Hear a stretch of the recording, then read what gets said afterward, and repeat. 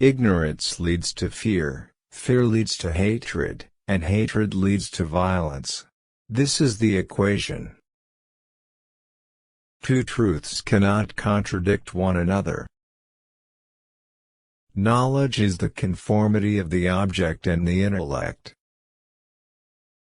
An army of philosophers would not be sufficient to change the nature of error and to make it truth.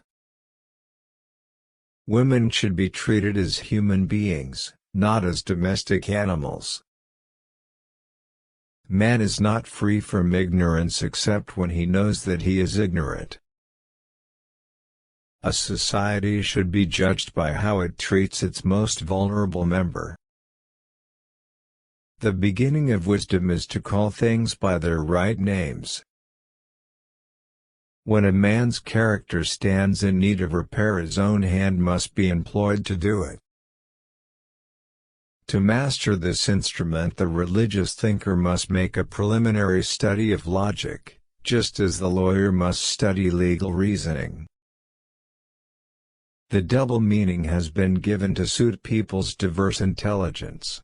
The apparent contradictions are meant to stimulate the learned to deeper study. The necessary connection of movement and time is real, and time is something the soul, Dean, constructs in movement.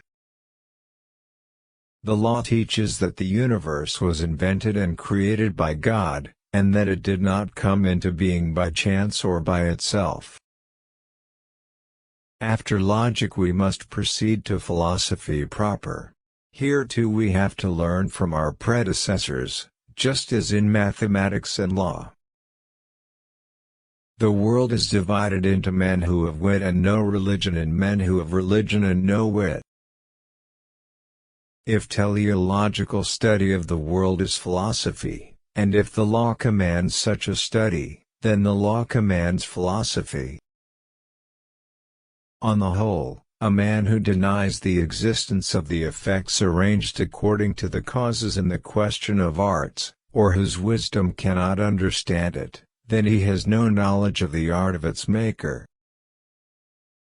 It is quite clear to you that all the people see that lower kinds of creation could have been made in a different way from that in which they really are. And as they see this lower degree in many things, they think that they must have been made by chance. Philosophers do not claim that God does not know particulars, they rather claim that he does not know them the way humans do. God knows particulars as their creator, whereas humans know them as a privileged creations of God might know them.